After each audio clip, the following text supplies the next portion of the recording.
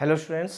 तो twelfth physics chapter atom का next lecture, और इससे पिछले लेक्चर में हमने पढ़ा था रदरफोर्ड एटॉमिक मॉडल, ठीक है, और उसका ड्रॉबैक। तो रदरफोर्ड ने अल्फा पार्टिकल स्कैटरिंग एक्सपेरिमेंट किया था, वहाँ से उन्होंने एटम और न्यूक्लियस के बारे में बताया था, ठीक है। आफ्टर दैट फिर भी इतना करने पर भी उनके ड्रॉबैक रह गए, और ड्रॉबैक होने पर उनकी थ्योरी फेल हो गई।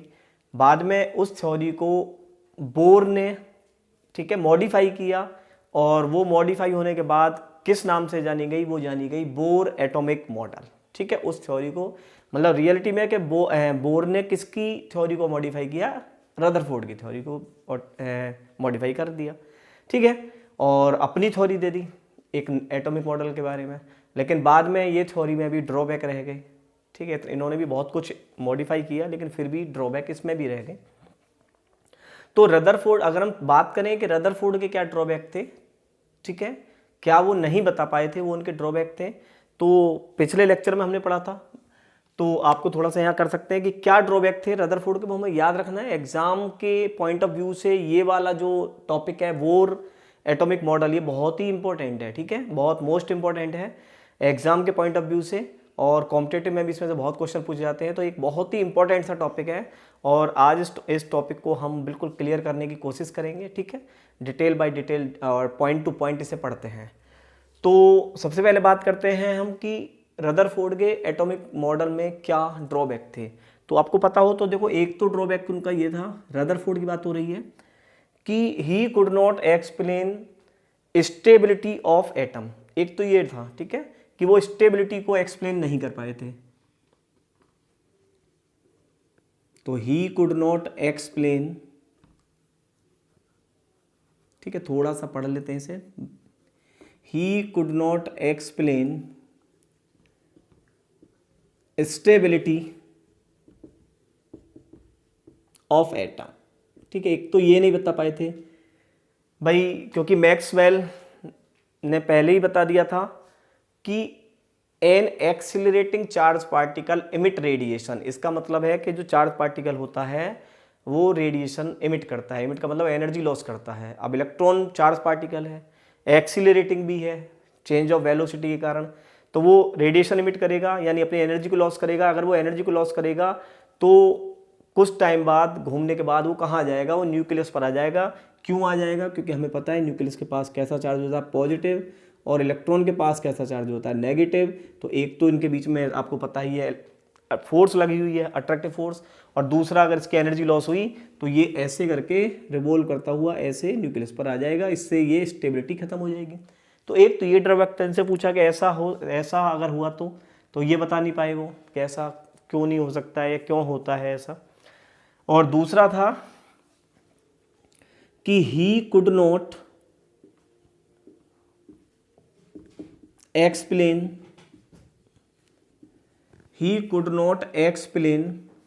डिस्क्रीट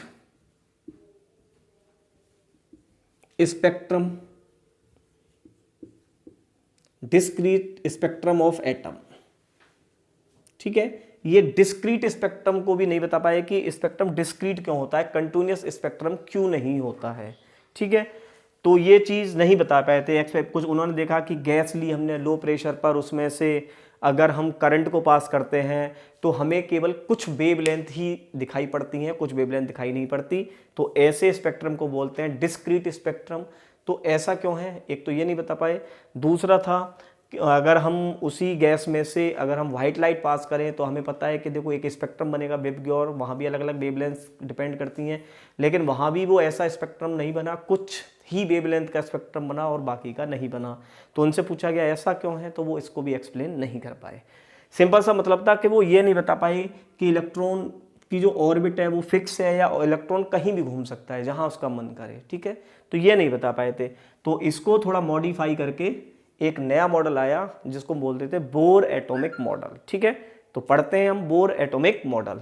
ये हमारे किसके ड्रॉबैक थे, रदरफोर्ड के।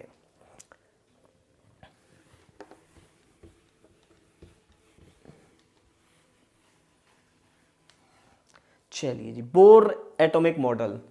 तो इन 19 13, ठीक है, 1913 में। भाई 1912 तक रदरफोर्ड ने किया था, ड्रॉबैक आ गए थे। और उन 1913 में bore gave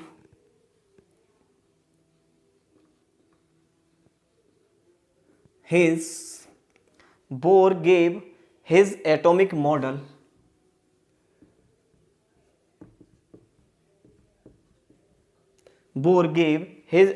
model with modify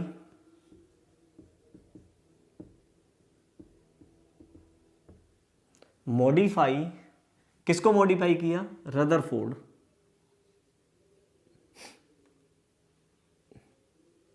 Rutherford atomic model, ठीक है। तो बोर ने रदरफोर्ड के एटॉमिक मॉडल को मॉडिफाई किया और अपना एक मॉडल दे दिया। तो इन्होंने क्या बोला था?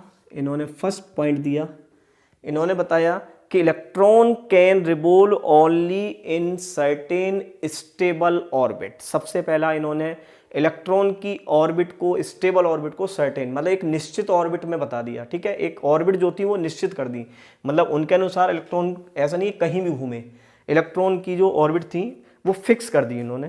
तो इन्होंने क्या बोला कि electron can revolve only in certain stable orbit, ठीक है। इन्होंने बोला कि इलेक्ट्रॉन जो है वो सर्टेन ऑर्बिट में रिवॉल्व करता है, यानी हम बोल सकते हैं fixed energy level, fixed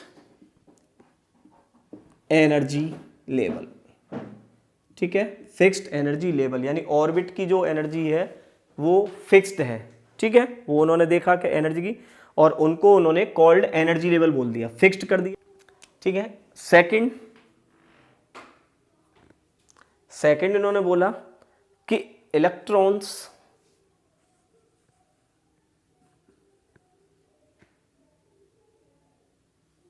have same energy, electrons have same energy as that orbit in which they are revolving।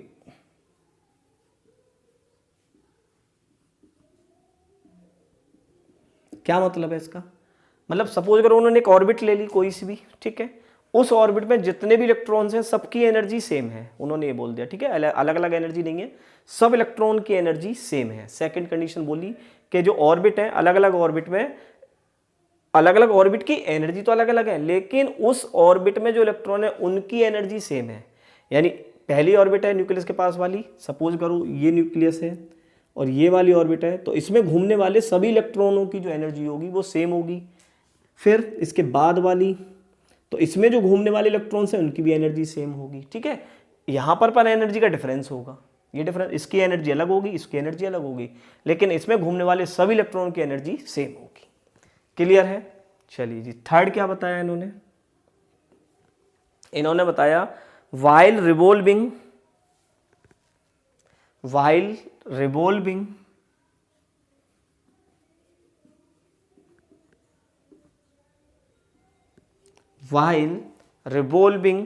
in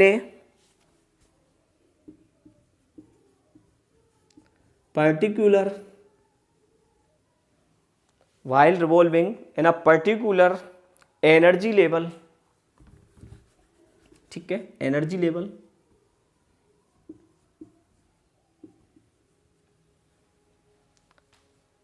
electron do not emit any radiation. ये एक बहुत इंपॉर्टेंट बात कही थी, electrons do not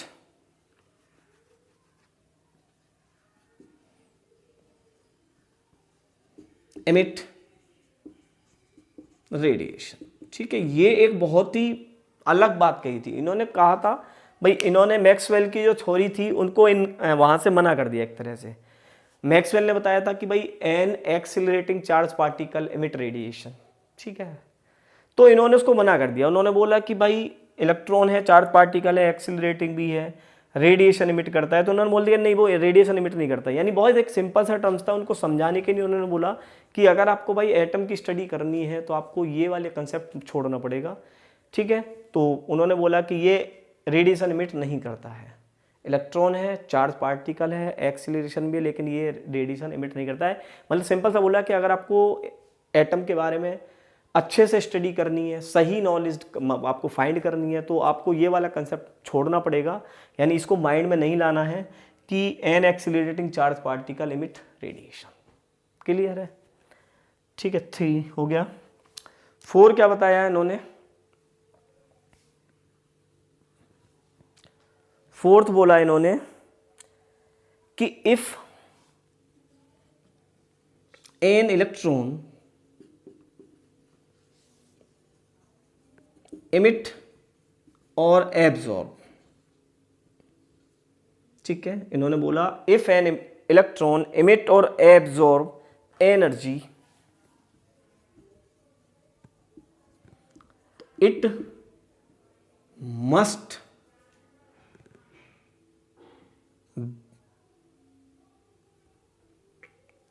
have changed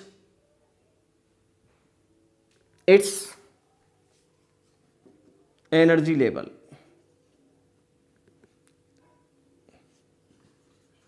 energy level और orbit simple सा मतलब है। इन्होंने बोला कि अगर कोई इलेक्ट्रॉन सपोज करो वो रेडिएशन इमिट करता है या एब्जॉर्ब करता है, तो फिर उसे अपना जो एनर्जी लेवल है यानी अपनी ऑर्बिटर से चेंज करना पड़ेगा। ये भी इन्होंने एक बहुत अच्छी बात कही थी। इन्होंने कहा था सपोज करो कि ये कोई इलेक्ट्रॉन है, मतलब ये न्यूक्लियस है और ये है इलेक्ट्रॉन, यहाँ रिवॉल्व कर रहा है ऐसे करके, ये फर्स्ट ऑर्बिट है, वो सेकंड ऑर्बिट है, भाई ऑर्बिट्स बनी हुई थी, ठीक है। तो इन्होंने कहा कि ये इलेक्ट्रॉन अगर एनर्जी को एब्जॉर्ब करता है तो ये यहाँ पहुँच सकता है, दूसरी लेवल में पहुँच सकता है, ठीक है। अगर मतलब ये अपनी एनर्जी को चेंज करता है तो इसे अपनी ऑर्बिट भी चेंज करनी पड़ेगी। एक सिंपल टर्म्स में याद रखें कि अगर इलेक्ट्रॉन अपनी एनर्जी को चेंज करता है तो उसे अपनी ऑर्बिट भी चेंज करनी पड़ेगी। अब वो हम समझेंगे आगे भी कि एब्जॉर्ब करेगा तो ऊपर जाएगा और एमिट कर देगा तो नीचे वाले एनर्जी लेवल में आ जाएगा, ठीक है। यानी यहाँ से एनर्जी को एब्जॉर्ब करेगा तो अपर लेवल में पहुँच जाएगा, और अपर लेवल से में अगर एनर्जी को एमिट कर देगा तो वापस अपने लेवल में आ जाएगा। तो एक सिंपल सा कंसेप्ट हमें समझना है कि अगर इलेक्ट्रॉन अपनी एनर्जी को चेंज करता है, ठीक है, या तो एमिट करे एब्जॉर्ब करे, तो उसे क्या चेंज करना पड़ेगा? उसे अपनी एनर्जी लेवल को चेंज करना पड़ेगा, यानी अपनी ऑर्बिट को चेंज करना पड़ेगा। चलिए जी आगे पढ़ते हैं।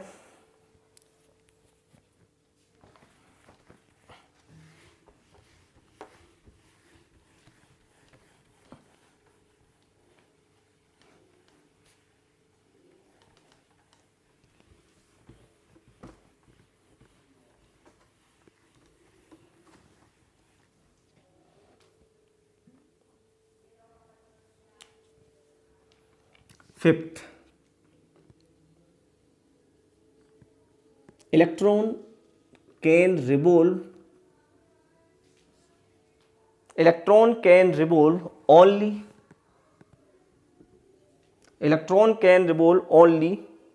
in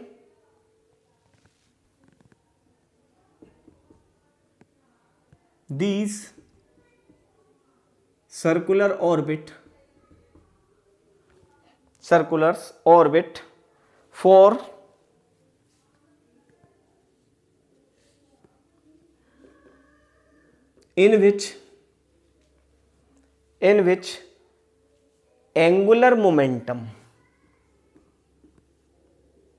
in which angular momentum is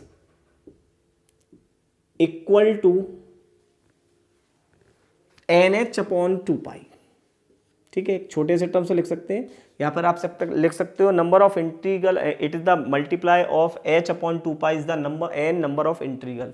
तो ये आप डायरेक्टली लिख सकते हैं कि उन्होंने बोला electron can revolve only in this circular orbit for in which angular momentum is equal to nh/2π।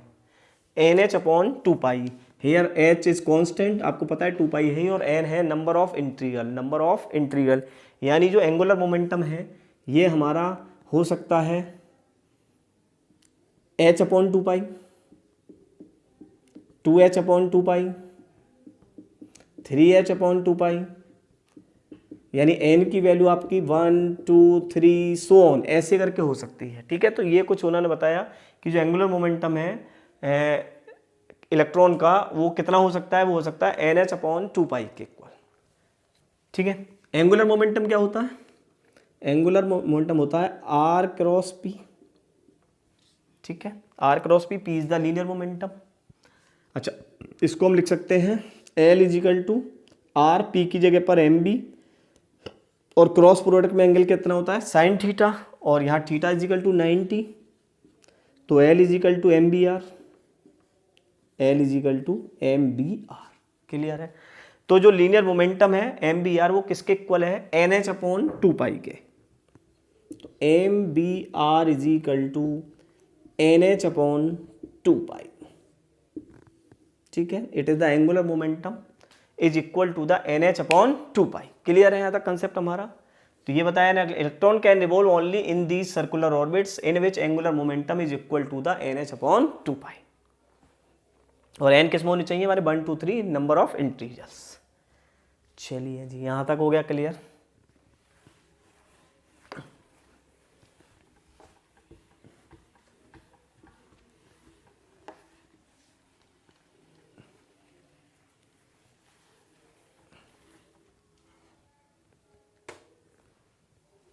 अब यहाँ से देखिए क्वेश्चंस और कुछ आपको आ जाती हैं कि आर रेडियस फाइंड करनी है ऑर्बिट की न्यूक्लियस से, वेलोसिटी फाइंड करनी है, ठीक है, काइनेटिक एनर्जी फाइंड करनी है, फ्रीक्वेंसी फाइंड करनी है, पोटेंशियल एनर्जी फाइंड करनी है, टोटल एनर्जी फाइंड करनी है। ठीक है, तो यहाँ से कुछ कंसेप्ट आते हैं हमारे, तो हमें फाइंड करने होते हैं। Find R, V, F frequency भी फाइंड कर सकते हैं, टाइम पीरियड भी फाइंड कर सकते हैं। ठीक है, kinetic energy, potential energy, total energy, तो इस तरह के टर्म्स हमें फाइंड करने होते हैं यहाँ से। ठीक है, तो ये आते रहते हैं एग्जाम में, तो यहाँ से हम फॉर्मूला ड्राइव करेंगे इनका, देखते हैं कैसे आना है। तो पहले तो इसमें देखिए कि जो फर्स्ट थी रदरफोर्ड की, रदरफोर्ड ने भी बताया कि an electron revolve around the nucleus. ठीक है, electron can revolve around the nucleus. तो अगर ये ऐसे रिवॉल्व कर रहा है इन कौन से ऑर्बिट में, सर्कुलर ऑर्बिट में। ठीक है, तो इसके ऊपर आपको पता है फोर्स लगी हुई है, एक तो है इलेक्ट्रोस्टैटिक फोर्स, और इस इलेक्ट्रोस्टैटिक फोर्स का यूज कहाँ कर रहा है, वो सेंट्रीपिटल फोर्स में यूज कर रहा है भाई, ऐसे घूम रहा है, तो यानी ये फोर्स इसके इक्वल है। तो एक रिलेशन तो हमें ये पता था, F E equal to F C. अच्छा, एफ सी सेंट्रीपिटल फोर्स, इसको लिख सकते हैं हम M B square upon R, M B square upon R. और इलेक्ट्रोस्टैटिक फोर्स क्या होगी, इलेक्ट्रोस्टैटिक फोर्स बताइए, इलेक्ट्रोस्टैटिक फोर्स होगी हमारी कितनी होगी इसमें भाई, आपको पता है के, और इलेक्ट्रॉन का चार्ज ई, और न्यूक्लियस का चार्ज कितना होता है Z E upon R square. Clear है, तो क्या लिख सकते हैं हम, M B square upon R is equal to K Z E square by R square, और के की वैल्यू यहाँ पर 1/4πε0 है। ठीक है, रख सकते हैं here K is equal to 1/4πε0। So M B square upon R is equal to K Z E square upon R square. तो एक इक्वेशन तो हमारे पास ये है, और एक इक्वेशन अभी जो लास्ट पॉस्टुलेट पड़ी थी उससे भी है कि जो एंगुलर मोमेंटम होता है वो किसके इक्वल होता है, NH/2 के। यानी हम लिख सकते हैं M B R is equal to NH/2। तो इस टाइप से हमारे पास दो इक्वेशंस हैं, इन इक्वेशन का यूज करके हमें R फाइंड करना है, V फाइंड करना है, F फाइंड करना है, काइनेटिक एनर्जी, पोटेंशियल एनर्जी और टोटल एनर्जी हमें फाइंड करनी है। ठीक है, इलेक्ट्रॉन की ऑर्बिट में। तो कैसे फाइंड कर सकते हैं, हमारे पास दो फॉर्मूले हैं। ठीक है, इन दोनों को एक साइड में लिख लेते हैं और एक एक करके सोल्व कर सकते हैं। चलिए इधर लिख लेते हैं इन दोनों को।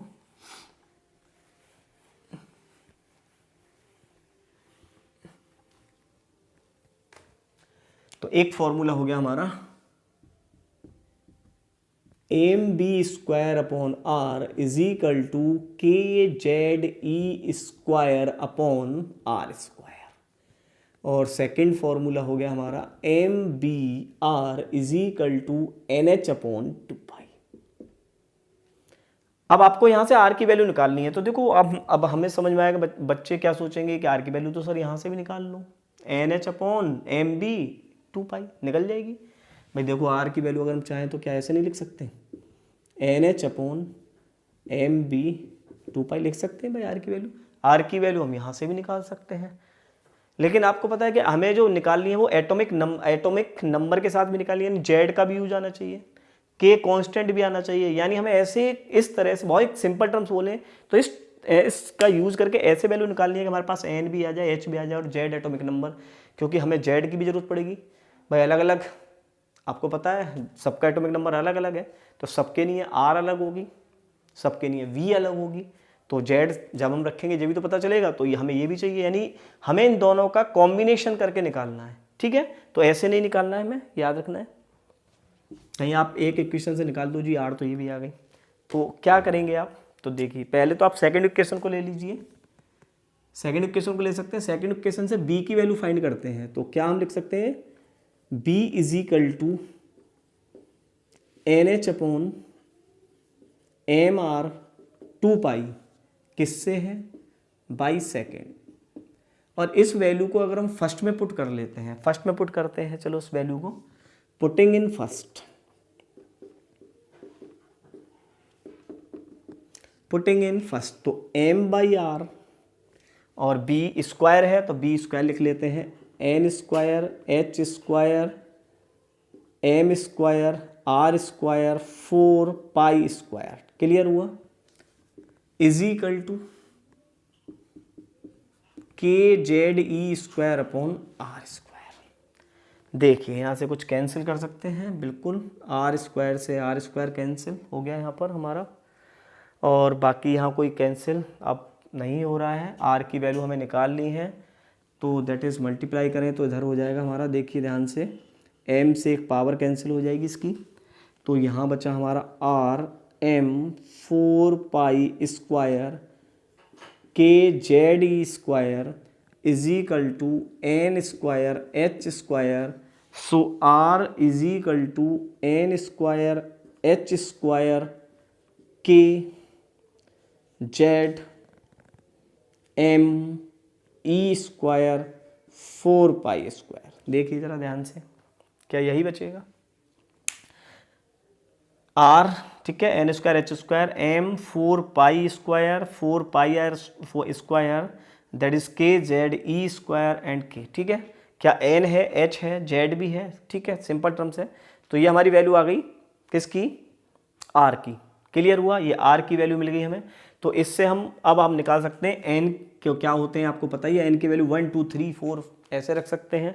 तो हमें नंबर ऑफ ऑर्बिट्स पता चलती चलेंगी न्यूक्लियस के पास से, भाई जो पास वाली है उसके लिए n की वैल्यू 1 रखेंगे, फिर 2 रखेंगे, फिर 3 रखेंगे, ऐसे करके हमें फिक्स ऑर्बिट पता चलती चलेंगी हमें। ठीक है, तो r के लिए हमारा फॉर्मूला आ गया n² h² kZ m e² 4π²। n number of है, ठीक है, 1 2 3 4, h कांस्टेंट है, k कांस्टेंट है, z एटॉमिक नंबर है, m मास है, e इलेक्ट्रॉन है और दैट इज 4πr²। ठीक है, तो ये वैल्यू अगर हम पुट करते हैं तो यहाँ से अगर हम चाहें तो आप चेक भी कर सकते हैं, फर्स्ट ऑर्बिट निकाल लें चाहे सेकंड निकाल लें। तो देखिए एक तो h क्या है, प्लैंक कांस्टेंट है, तो 6.6 इंटू 10⁻⁻34 जूल सेकेंड ये हम रख सकते हैं। m कितना होता है, 9.1 इंटू 10⁻31 kg। e 1.6 into 10⁻19। ठीक है, k की वैल्यू भी पता है हमें, 9 इंटू 10⁻9 न्यूटन मीटर स्क्वायर पर के कूलाम स्क्वायर। क्लियर हुआ,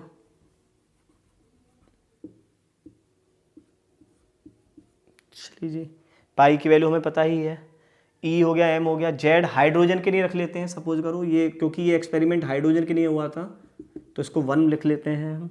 तो अगर हम इन वैल्यू को पुट करेंगे, सभी वैल्यू को पुट कर लीजिए आप, ठीक है।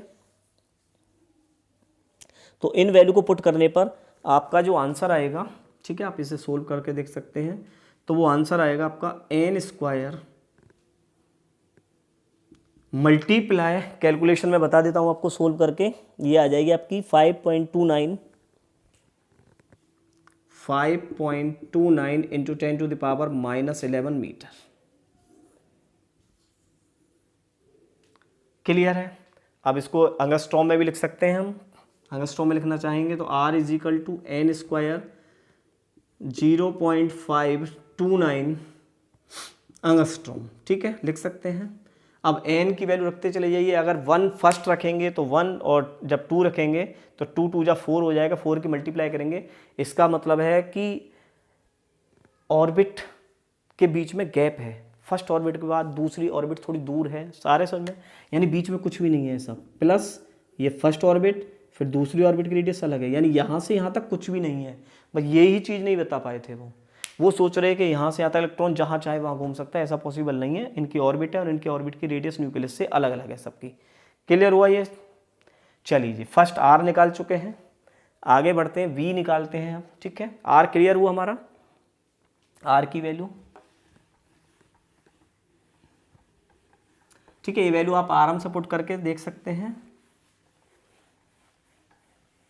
चलिए आर की वैल्यू को भी हम लिख लेते हैं, यहाँ जरूरत पड़े तो आर इज इक्वल टू हो गया हमारा N square H square K Z M E square 4 pi square. Clear हुआ। चलिए जी, अब निकालते हैं वी, बी यानी वेलोसिटी। तो वेलोसिटी कैसे निकालेंगे,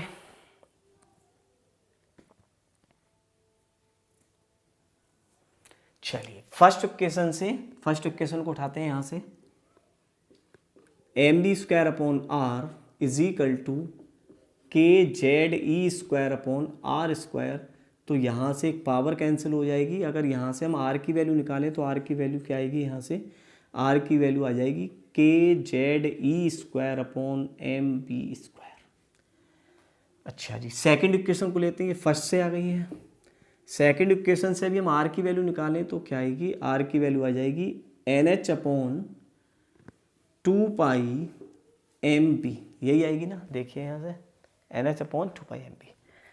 तो ज़रा फर्स्ट और सेकंड दोनों की हम अगर कंपेयर कर दें तो K Z E square upon M B square is equal to N H upon 2 pi M B. तो एक पावर से पावर कैंसिल, एम से एम कैंसिल, ठीक है, बी बचा, बी इधर ये इधर, तो बी की वैल्यू कितनी आ गई, वी की वैल्यू आ गई, देखो यहाँ से 2 pi K Z E square upon N H, check कीजिए, ठीक है, ये वैल्यू आ गई वी की, V is equal to 2 pi K Z E square upon N H. Clear है, ये वैल्यू वेलोसिटी की आ गई। अब यहाँ से हम वेलोसिटी निकाल सकते हैं, हर एक ऑर्बिट की अलग अलग आ जाएगी। देखिए यहाँ पर एन की वैल्यू आप रखते चले जाइए 1 2 3 4, एच प्लैंक कांस्टेंट है, जेड हाइड्रोजन के लिए रखना है अभी आपको 1 रखेंगे, के की वैल्यू 9 इंटू 10⁻⁹ है, और ई है आपका 1.6 इंटू 10⁻⁻19। तो अगर वो n की वैल्यू 1 रखा, ठीक है, आप इन वैल्यू को चेक कर सकते हैं, केवल हमें फॉर्मूले से ज़्यादा ज़रूरत है। n की वैल्यू को 1 रखेंगे तो ये जो वैल्यू आएगी, ये वैल्यू आ जाएगी करीब आपकी 2.2 इंटू 10⁻6 मीटर पर सेकेंड। यानी पहले ऑर्बिट में जो इलेक्ट्रॉन की स्पीड होती है वो होती है 2.2 इंटू 10⁻6 मीटर पर सेकेंड। अब देखो सेकेंड में, क्योंकि n इनवर्सली है, आर एस में n इनवर्सली है, यानी सेकेंड ऑर्बिट में जाने पर इनकी स्पीड कम हो जाएगी, थर्ड ऑर्बिट में जाने पर स्पीड और कम होगी, ठीक है। यानी जो न्यूक्लियस के पास वाली ऑर्बिट होती है उसमें इलेक्ट्रॉनों की स्पीड ज़्यादा होती है, जैसे जैसे दूर जाएंगे स्पीड भी कम होती चली जाएगी। क्लियर है। तो ये भी चीज़ समझ में आ गई कि हम वेलोसिटी या इसकी स्पीड कैसे निकालते हैं। तो ये हो गया V।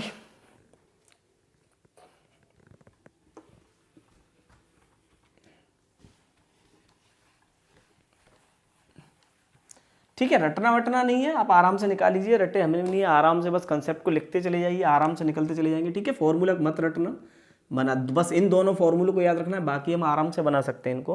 तो V की वैल्यू आ गई यहाँ पर 2 pi K Z E square upon NH।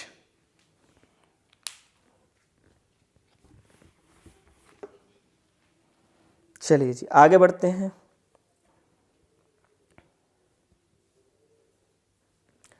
अगर हम फ्रीक्वेंसी की बात करें कि भाई फ्रीक्वेंसी भी निकाल सकते हैं क्या, हाँ निकाल सकते हैं भाई फ्रीक्वेंसी भी। क्या V इज इक्वल टू हम लिख सकते हैं आर ओमेगा, भाई लिख सकते हैं एंगुलर वेलोसिटी के टर्म्स में लिख सकते हैं, वैल्यू लीनियर वेलोसिटी और एंगुलर वेलोसिटी के terms V is equal to R omega.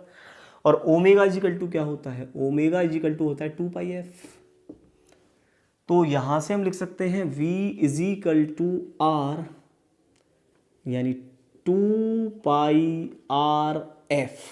So F is equal to V upon 2 pi R, लिख सकते हैं इसे F is equal to V upon 2 pi R. क्या हमारे पास B और R दोनों की वैल्यू है हमारे पास, हाँ दोनों की वैल्यू है। अगर दोनों की वैल्यू को पुट कर देंगे तो इजीली निकाल लेंगे।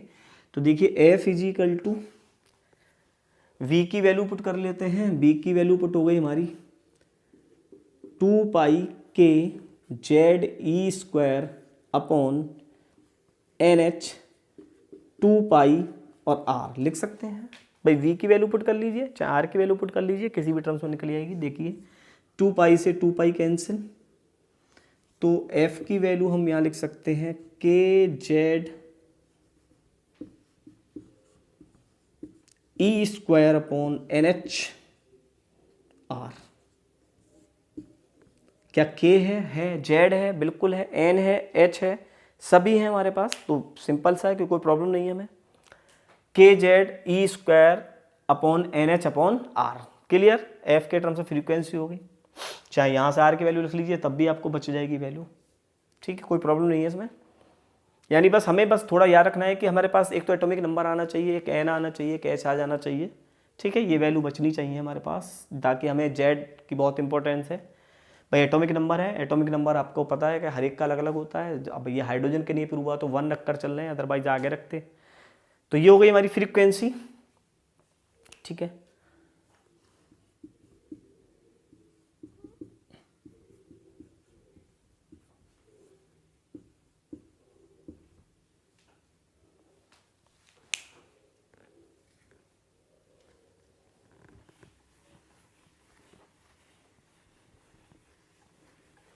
चलिए अच्छा, फ्रीक्वेंसी से अगर टाइम पीरियड निकालना हो तो हमें पता है F इजिकल टू 1/T, वो भी निकाल सकते हैं।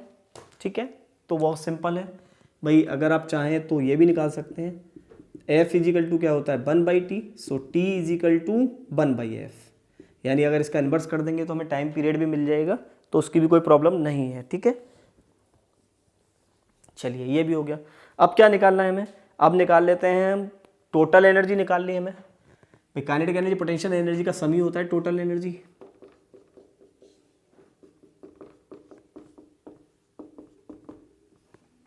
ठीक है, इसको निकाल लेते हैं, बाकी तो ये आप फ्रीक्वेंसी और टाइम पीरियड हम निकाल सकते हैं। चलिए जी, टोटल एनर्जी निकालनी है तो पहले काइनेटिक एनर्जी निकाले, तो फर्स्ट फार्मूला ले लेते हैं यहाँ से, mb square upon R is equal to K Z E square upon R square. ठीक है, तो यहाँ से r से एक पावर कैंसिल हो गई, 1/2 की मल्टीप्लाई कर लें, तो mb square is equal to K Z E square upon 2r। देखिए ध्यान से, लिख सकते हैं क्या, काइनेटिक एनर्जी हो गई हमारी है। भाई हाफ की मल्टीप्लाई कर दें, half M B square, kinetic energy का फॉर्मूला क्या होता है हाफ MB स्क्वायर, तो हाफ की मल्टीप्लाई इधर भी करनी पड़ेगी, तो ये हो जाएगा K Z E square upon 2r। Clear हुआ। चलिए बात करते हैं पोटेंशियल एनर्जी की। तो पोटेंशियल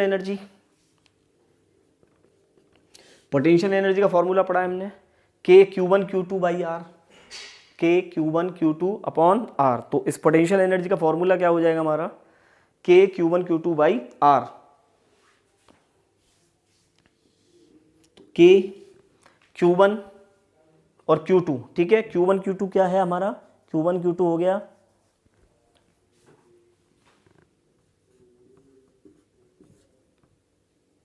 क्या, ये फॉर्मूला है पोटेंशियल एनर्जी का। लेकिन आपको पता है कि पोटेंशियल एनर्जी हमेशा विद साइन रखी जाती है, ठीक है। और ये फोर्स कैसी है, ये अट्रैक्टिव फोर्स है, तो क्या हम इसे नेगेटिव भी लगाना पड़ेगा हमें, भाई फोर्स कैसी होती है, अट्रैक्टिव फोर्स है, पॉजिटिव नेगेटिव बीच में लगी हुई है, ठीक है। तो ये पोटेंशियल एनर्जी और ये काइनेटिक एनर्जी। चलिए जी, हमें टोटल एनर्जी निकालना है, तो टोटल एनर्जी में क्या दोनों का सम कर लें, तो ये हो गई हमारी kZe²/2r माइनस kZe²/r, ठीक है। तो 2r हो गया एलसीएम, 2r हो गया एलसीएम, ये दैट इज माइनस, माइनस कौन सी वाली है, ये वाली माइनस थी, ठीक है। तो ये हो गया kZe² minus 2kZe², that is minus kZe²/2r। क्या ये हमारी टोटल एनर्जी हो गई, माइनस kZe²/2r, ठीक है, माइनस kZe²/2r। अब हम यहाँ पर r की वैल्यू लिख लें, क्योंकि अभी हमें पता है इसमें NH नहीं आ रहा, भाई NH भी आना चाहिए। तो यहाँ पर हम r की वैल्यू पुट कर लेते हैं, तो ये टर्म्स हमें मिल जाएगा। देखिए टोटल एनर्जी इधर लिख लेते हैं, टोटल एनर्जी दिखाई दे रहा होगा आपको, माइनस kZe²/2 और r की वैल्यू यहाँ से पुट कर लेते हैं n² h² और ऊपर आ गया हमारा 4kZme²π²। क्लियर है, ठीक है, दिखाई दे रहा होगा आपको। तो देखिए 2 से इसे कैंसिल कर देंगे, 2 टाइम्स, तो टोटल एनर्जी क्या आई हमारे पास, टोटल एनर्जी आ गई, देखिए माइनस k और k, एक तो π² आ गया ऊपर, 2 बचा, तो एक तो लिख लेते हैं हम 2π², k into k, k², z into z, z², e² e की power 4 and that is m, और नीचे आ गया हमारा n² प्लस h², ठीक है। ये काइनेटिक फॉर्मूला, तो ये इसीलिए मैं बोल रहा था कि इन फॉर्मूलों को हमें रटना नहीं है, ठीक है। रटकर मुझे भी याद नहीं है, ये सिंपल सा रटते नहीं है हम इन फॉर्मूलों को, हम केवल बना सकते हैं। हमें बस केवल ये 2 फॉर्मूले याद होने चाहिए, इन्हीं दोनों फॉर्मूलों का हमें लास्ट तक यूज़ करना है, आर बी, ठीक है, यानी radius, velocity, frequency, time period, kinetic energy, potential energy, total energy. इससे ज़्यादा किसी भी बुक में कंसेप्ट है ही नहीं, बस वो केवल पूछ लेता है टोटल एनर्जी क्या होगी, या वेलोसिटी या आर। मैंने सब आपको निकाल कर दिखा दिए, ये एनर्जी हो गई। अच्छा, इसको हम केवल एक सिंपली सोल्व कर सकते हैं। देखिए 2 पाई कांस्टेंट, कोई कांस्टेंट जेड हाइड्रोजन के लिए रखेंगे तो 1 आ जाएगा। दिस कांस्टेंट मास है ही आपका, एन को H is also constant, as is also constant. तो सोल्व करने पर जो टोटल एनर्जी है वो आती है हमारी -13.6, ठीक है। माइनस पूरे को सोल्व कर लेंगे तो -13.6 n²EB। आप इस वैल्यू को हमेशा याद रखें, ये होगी हमारी total energy equals to -13.6 EB/n²। यानी अगर आपसे पूछे कि फर्स्ट ऑर्बिट में क्या होगी, फर्स्ट ऑर्बिट में n की वैल्यू 1 रखेंगे, तो फर्स्ट ऑर्बिट में जो इलेक्ट्रॉन होते हैं उनके पास एनर्जी होती है -13.6 EB। अगर सेकंड की पूछे तो 2 2 जा 4, 4 से डिवाइड कर दीजिए, तो 4 से डिवाइड करने पर आपको वैल्यू मिल जाएगी सेकंड ऑर्बिट की। फिर 3 3 जा 9, फिर थर्ड ऑर्बिट की मिल जाएगी, ठीक है। तो एनर्जी हमें इस तरह से मिलती चली जाएगी। तो ये कंसेप्ट मैं समझता हूँ आपका यहाँ तक क्लियर हुआ होगा कि आर कैसे निकालना है, B F kinetic energy, potential energy, total energy कैसे निकालना है, सब फॉर्मूले, ठीक है। रटना नहीं है, फिर बता रहा हूँ मैं अगेन बार बार यही बोल रहा हूँ, रट्टाफिकेशन नहीं होता फिजिक्स में, समझना है बस कंसेप्ट, हमें आराम से कर सकते हैं। तो ये हो गई हमारी ये वैल्यू, बढ़ते हैं आगे इससे।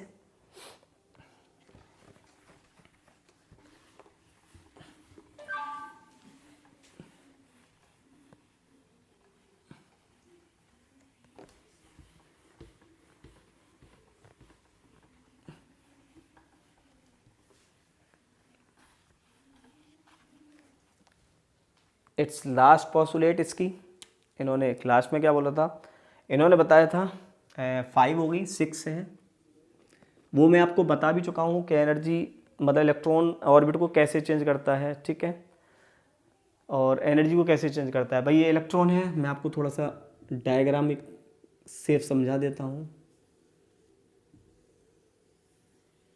ये है इसकी। अब सपोज करो यहाँ इलेक्ट्रॉन है और इस इलेक्ट्रॉन को इस ऑर्बिट से इस ऑर्बिट में जाना है, तो ये क्या करेगा, एनर्जी को एमिट करेगा या एब्जॉर्ब करेगा? ये एनर्जी को एब्जॉर्ब करेगा। एनर्जी को एब्जॉर्ब करने से इसकी एनर्जी ज़्यादा हो जाएगी, फिर ये ऑर्बिट को चेंज कर लेगा, जंप कर सकता है यहाँ से, ठीक है, चले जाएगा। यानी ये यहाँ से यहाँ तक जाने में एनर्जी को क्या करेगा, एब्जॉर्ब कर लेगा। अच्छा, जब एनर्जी को एब्जॉर्ब कर लेगा तो वो अगले ऑर्बिट में पहुँच जाएगा, फिर और ऑर्बिट हुई, सपोज करो ये भी ऑर्बिट हो गई, तो यहाँ और इसके लिए और एब्जॉर्ब करेगा और आगे पहुँच जाएगा। सेम कहानी अब हम रिवर्स में लेते हैं कि यहाँ कोई इलेक्ट्रॉन है, अगर ये इमिट कर दे तो ये इस ऑर्बिट में आ जाएगा, और फिर इमिट कर दे तो फिर इसमें आ जाएगा, ठीक है। यानी ऑर्बिट चेंज होने के लिए इलेक्ट्रॉन को अपनी एनर्जी को चेंज करना पड़ता है, और उसके पास दो ही कंडीशन है, इमिट या एब्जॉर्बेशन। यानी एब्जॉर्ब करता है तो इनर से आउटर जाता है, और अगर आउटर से इनर आता है तो इमिट करता है, एनर्जी को लूज कर देता है, तो रेडियस की तरफ न्यूक्लियस की तरफ आ जाता है, तो यही है। अच्छा, अब जो एनर्जी किस टर्म्स में निकालते हैं, फोटोन के टर्म्स में निकालता है, सिंपल सा मतलब है भाई, फोटोन के टर्म्स में एनर्जी को रिलीज करता है। अब यहाँ से और यहाँ तक जाने में या यहाँ से यहाँ तक जाने में क्या एनर्जी में डिफरेंस आया है? हाँ, एनर्जी का डिफरेंस आया भाई। एनर्जी 1 लेवल से 2 लेवल या 2 लेवल से 1 लेवल, अगर इसको 1 बोल लें, इसको 2 बोल लें, ठीक है। तो इन्होंने इलेक्ट्रॉन ने किया क्या है, इलेक्ट्रॉन ने सिंपल सा मतलब है कि फोटोन या तो इमिट किए हैं या एब्जॉर्ब कर लिए हैं। भाई फोटोन या तो इमिट किए हैं या एब्जॉर्ब किए हैं, तो इसका मतलब है कि अगर हम इन दोनों एनर्जी लेवल का डिफरेंस निकालें तो वो डिफरेंस क्या है, फोटोन की एनर्जी। भाई अगर इन दोनों एनर्जी लेवलों का हम डिफरेंस फाइंड करें कि तो उन्होंने मतलब यहाँ से यहाँ तक जाने में इलेक्ट्रॉन ने क्या किया है, या तो फोटोन को इमिट किया है अगर उधर से आया मतलब, और या फोटोन को एब्जॉर्ब करा है, सिंपल सा मतलब है। तो केवल चेंज होने में किसका प्रोसेस रहा, फोटोन का। तो फोटोन की एनर्जी ही क्या इन दोनों के डिफरेंस का एनर्जी लेवल होगा, बिल्कुल होगा, सिंपल सा मतलब है। तो क्या हम इससे, अब फोटोन की एनर्जी हमने पढ़ी है, एक फोटोन के पास कितनी एनर्जी होती है, HF। तो इसका मतलब है कि जो HF एनर्जी है वो उसने इमिट की है या लूज की है, सिंपल सा मतलब है। एक एनर्जी लेवल से दूसरे एनर्जी लेवल जाने में तो हम क्या लिख सकते हैं, E2 - E1। ये कौन सी एनर्जी है, ये लेवल की एनर्जी है, ठीक है, ये वाली एनर्जी नहीं है, ये लेवल की एनर्जी है, और ये है फोटोन एनर्जी। तो हम लिख सकते हैं HF = E2 - E1, that is the second energy level और this is the first energy level. और इसको फ्रीक्वेंसी को हम वेवलेंथ के टर्म्स में लिख सकते हैं क्या,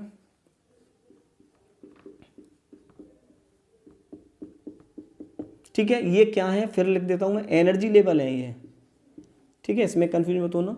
और ये कौन सी एनर्जी है, ये फोटोन की एनर्जी है, फोटोन वाली एनर्जी है। तो ये थी इनकी पॉस्टुलेट, और ये मैंने आपको बता ही दिया इसमें करता क्या है कि अगर इलेक्ट्रॉन इनर से आउटर जाएगा तो एनर्जी को एब्जॉर्ब करेगा, और आउटर से इनर आएगा तो एनर्जी को एमिट करेगा, ठीक है। तो मैं लिख भी देता हूं आपको कि if electron cross inner to outer, it absorb energy, ठीक है, absorption of energy, and if outer to inner, it emit energy, ठीक है, एनर्जी को लूज कर देगा तो आउटर से इनर आ जाएगा। तो ये कंडीशन थी हमारी पॉस्टुलेट की, क्लियर है, ये पॉस्टुलेट हो गई हमारी। तो ये बोर की पॉस्टुलेट थी, हमने बुक में आपको 3 मिलेंगी, लेकिन डिटेल के लिए मैंने आपको 6 में कन्वर्ट कर दिया है, और आपको सब वैल्यू निकाल कर दिखा दी है यहाँ से, ठीक है। तो ये कंप्लीट है यहाँ तक, चलिए आगे बढ़ते हैं।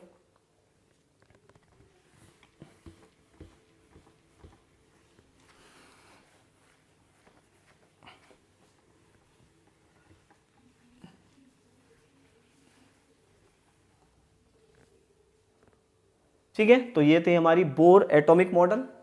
मैंने बता दिया कि एग्जाम में, बोर्ड के एग्जाम से बहुत ही इंपॉर्टेंट टर्म्स है, कहीं पक्का 3 मार्क्स का क्वेश्चन आता है कहीं ना कहीं से, और कॉम्पिटेटिव में भी है, न्यूमेरिकल्स वगैरह आ सकते हैं, लेकिन मैंने तुम्हें बताया रटना नहीं है। RVFT कुछ निकालना हो तो आप निकाल कर देख सकते हैं। दोनों फॉर्मूले याद रखने, फर्स्ट सेकंड पॉस्टुलेट और सेकंड पॉस्टुलेट वाला, ठीक है, बस उनको याद रखेंगे तो सब निकाल लेंगे हम।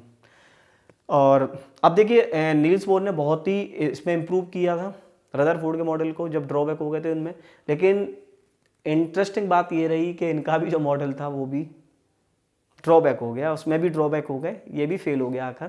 तो इसके ड्रॉबैक है, ठीक है, वो बताते हैं हम ड्रॉबैक क्या है और स्पेक्ट्रल सीरीज़ क्या होती हैं, कैसे हम स्पेक्ट्रल सीरीज़ बनाते हैं। तो इसको हम नेक्स्ट लेक्चर में लेकर आ जाएंगे, ठीक है, थोड़े क्योंकि लेक्चर बड़ा हो जाएगा फिर और ज़्यादा ही स्पेक्ट्रल सीरीज़ पढ़ेंगे, एनर्जी लेवल बनाना है अभी इसमें। तो इस लेक्चर के बाद हम नेक्स्ट लेक्चर में मिलते हैं अपने एनर्जी लेवल के साथ और इसके ड्रॉबैक के साथ। तो बस हमारा जो कंसेप्ट है वो हमारा बस यही कंसेप्ट है कि हम ज़्यादा से ज़्यादा आपकी हेल्प कर सकें।